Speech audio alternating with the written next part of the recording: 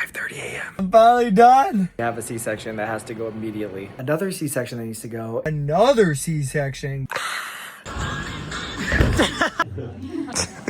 Cuddling. This is work-life balance right here. Such a busy night. I have the world's most famous call room and I didn't even get to enjoy it. That's crazy.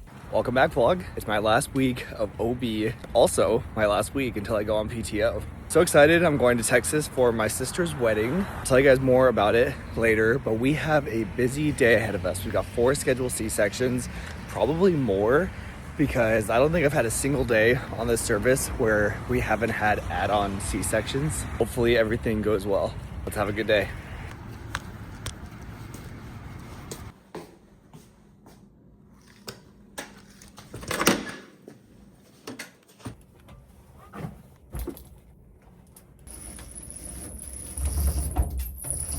Guys, look how cool the fog looks. Like, you can't see any of the buildings here.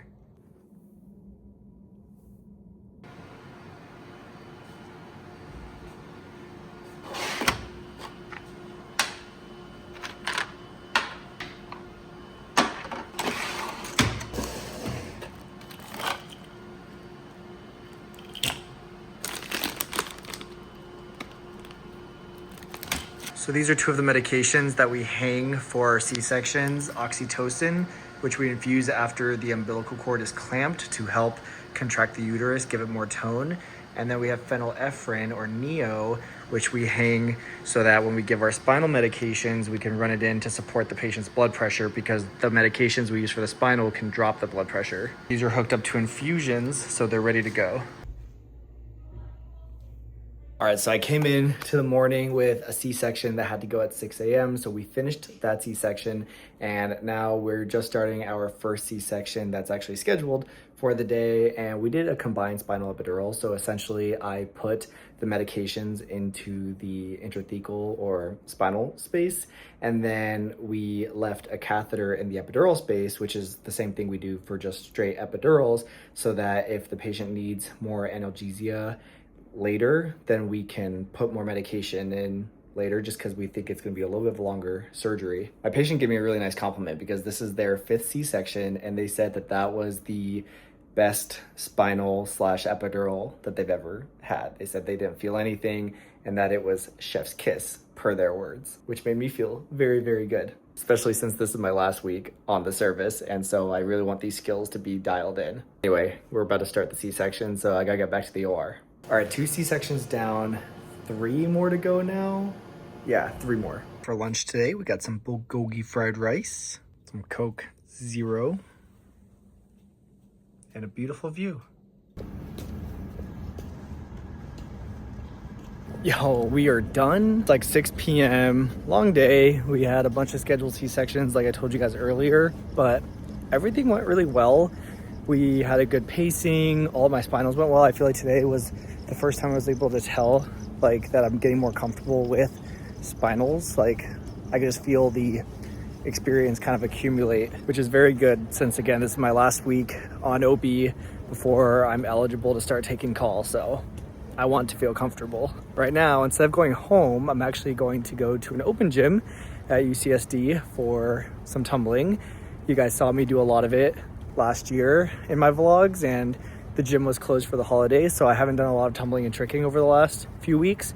So I'm pretty excited to go tonight, get some flips in, and get back into it, because it's a big part of my life and I love it. And I really just don't want to get out of shape, so I'm glad the gym is back open. I will say I am pretty tired though, and so the motivation is low, but again, this is work-life balance right here. When I'm at the hospital, I wish I could just be doing flips. So even though I'm tired, we're gonna go hit this open gym. Let's go do some flips.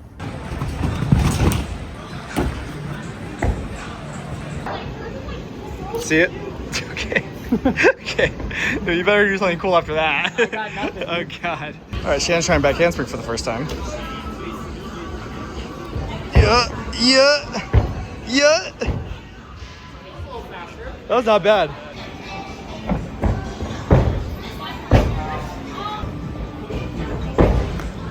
Oh my gosh, I was like...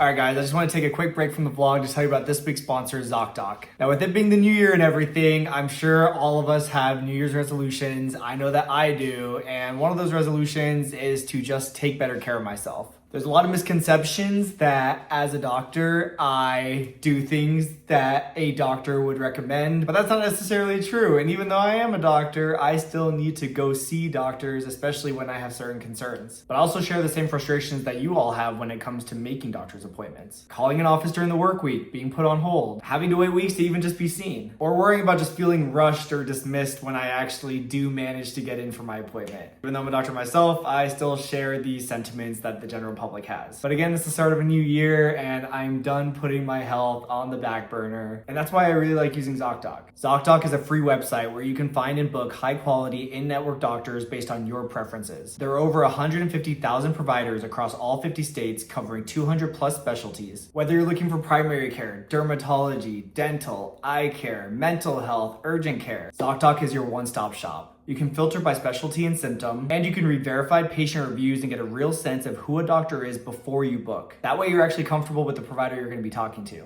Again, this is really perfect for a resident like me who doesn't really have a lot of free time, and when I do have enough free time to think about booking an appointment, I usually don't have any openings in my own schedule to go and actually do that appointment. But again, with ZocDoc, I can see appointment availability in real time, and with just a few clicks, I have my appointment. With ZocDoc, you can expect your appointments within 24 to 72 hours, but sometimes you can score same-day appointments. So again, if you have a busy lifestyle like me, or you're just trying to go into this new year with the idea that your health comes first and you're gonna make these appointments that you've been pushing off, I highly recommend that you check out ZocDoc. You can go to ZocDoc.com/Sean Anderson or click the link in the description box below. Again, I highly recommend them so that you can book an appointment with a top-rated doctor in your network. Thank you so much again to ZocDoc for sponsoring this week's video and for making healthcare more available.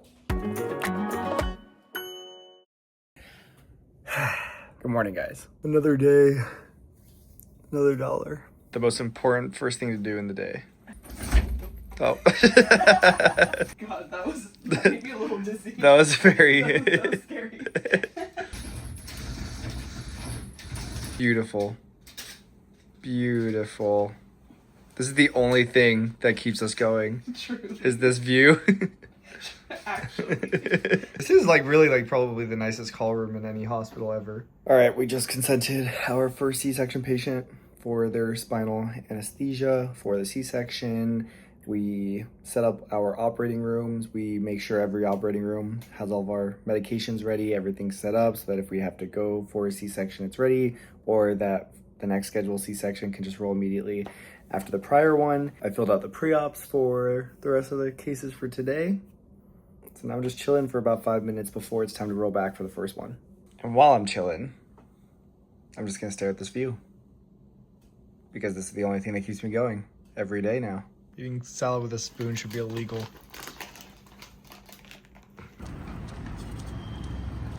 Yo, we are done. It's actually pretty late. It's like 7:30. Right before sign out, I got a page for a patient who needed an epidural.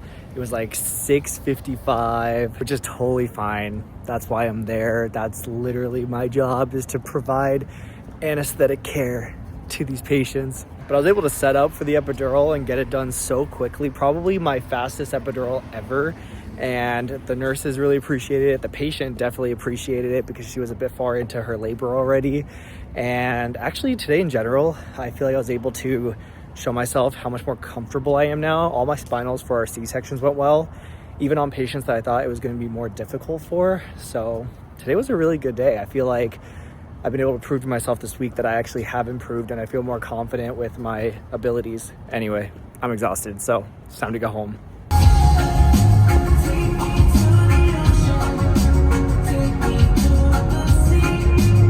Morning, guys. Happy Wednesday. Change of pace today. We are not in the hospital. We're not in the OR. We actually are doing a simulation day. I don't actually know what we're doing. I just know it's in collaboration with the general surgery department. I'm at the UCSD undergrad campus, which is also where the med school is. And this is where we have our sim centers. Again, don't really know what we're doing, but I know that we are going to get fed, and that's enough for me.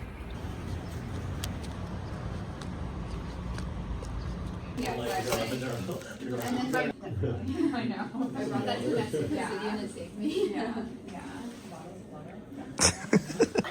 Someone who's not colorblind. Pistachio with oat milk? ketamine is very good analgesic, but it's not the cleanest. It's like in my backpack.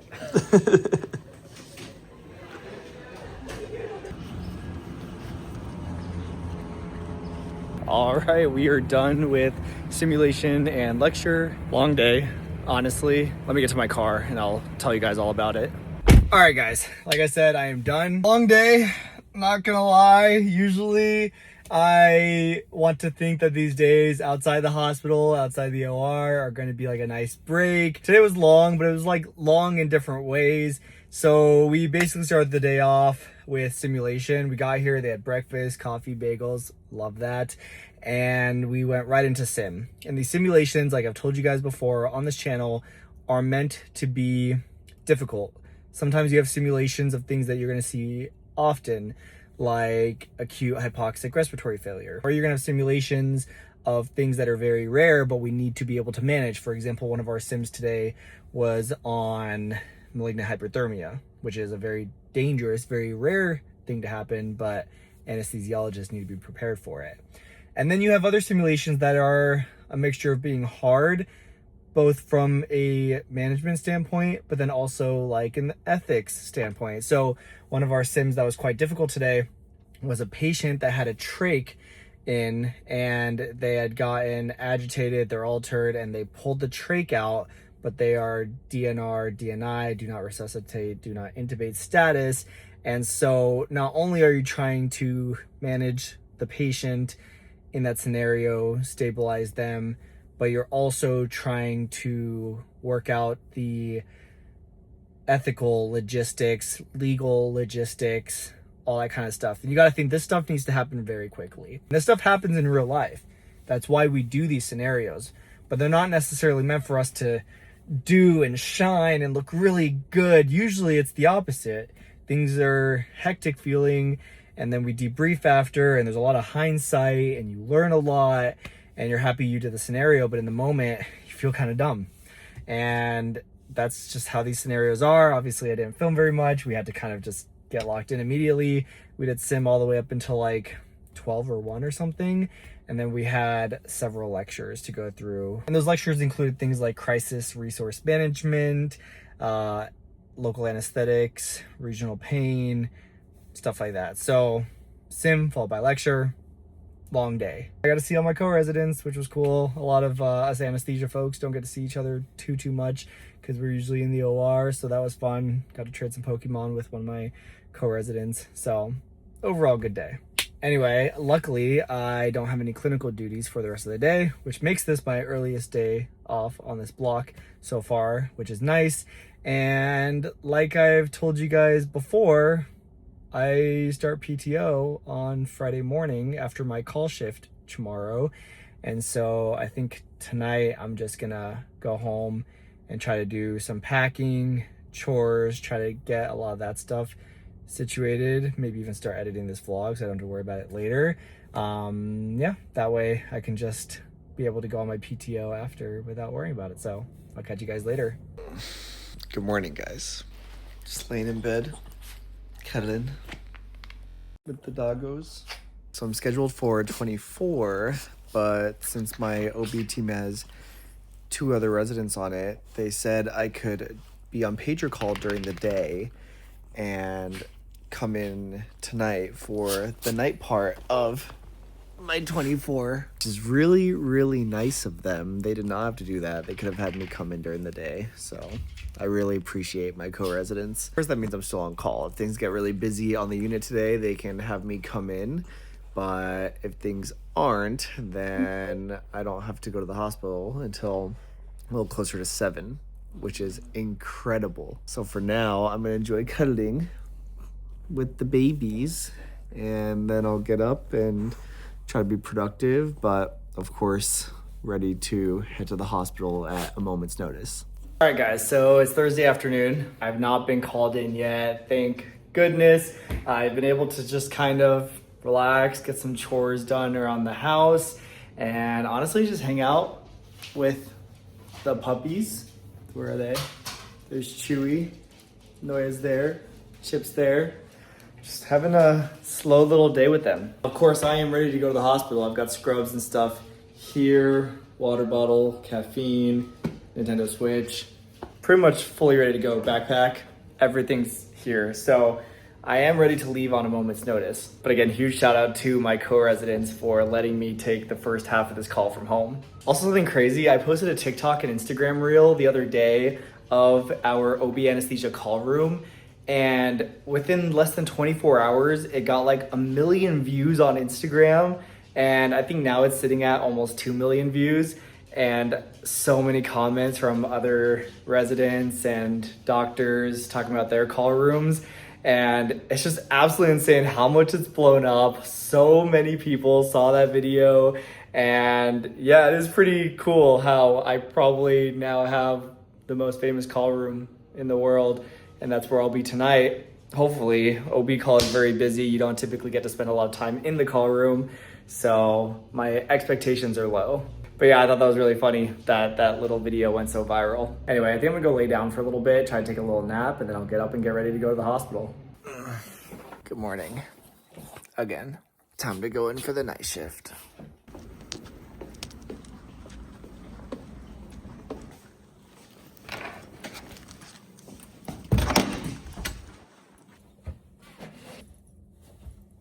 We're back in the famous call room.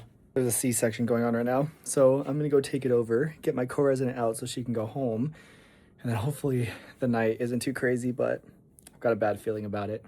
All right, guys, busy shift so far. Came in, there was a C-section going, had to finish that up, and then I pretty much immediately got paged for 2 epidurals and then 2 patients who were having some breakthrough pain that I had to go assess and see what was going on and give them some boluses through the epidural.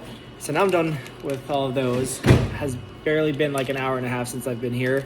I am making sure that the operating rooms are set up for C-sections if they need to be set up and we need to go.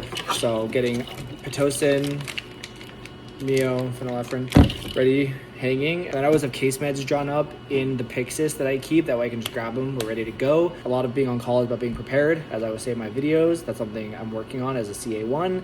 And while I have some downtime, I'm trying to do that. Getting called up to the postpartum floor to answer some questions from one of our patients from yesterday. So it's not just the labor and delivery floor that we cover. It's pretty much all the perinatal stuff. I just laid down and someone's asking for an epidural. No sleep, gang.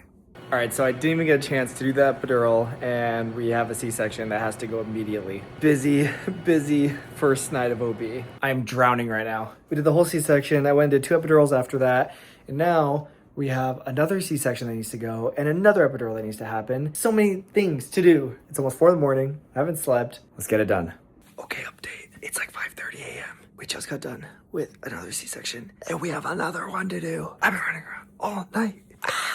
I'm like sneaking to the call room really quick just to get a swig of caffeine. That's water. It's not even caffeine. That was the wrong one. I've had no dinner. I've had 3 crackers. And that's all I've eaten tonight. The day team will get here in just over an hour, so the cavalry is on their way. We'll probably be wrapping up the C-section by the time they get here. Okay, back to work.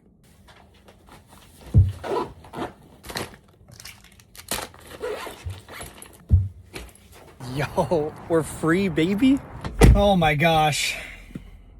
I'm done. I'm finally done. One of the busiest shifts of my entire anesthesia career. My very short anesthesia career. I've always known that OB call shifts were busy, but man, as soon as I got there, I took over a C-section, immediately got paged for an epidural, 2 epidurals I had to do after that C-section, and then also go check on other patients that had some breakthrough pain. Then we had another C-section go, in which I got 2 more pages for epidurals during that C-section. And then we finally finished that one. And after that, we had another C-section go. And before I could even get that C-section started, I had another epidural that I had to go do. And then after all of that, at like 5:30 in the morning, when that third C-section was ending, we got another C-section, another failure of labor. Yeah, that was a lot. That was nonstop. completely nonstop. I went to my call room like one time at like 10:30, laid down until about 10:40, 10:50, and then never went back.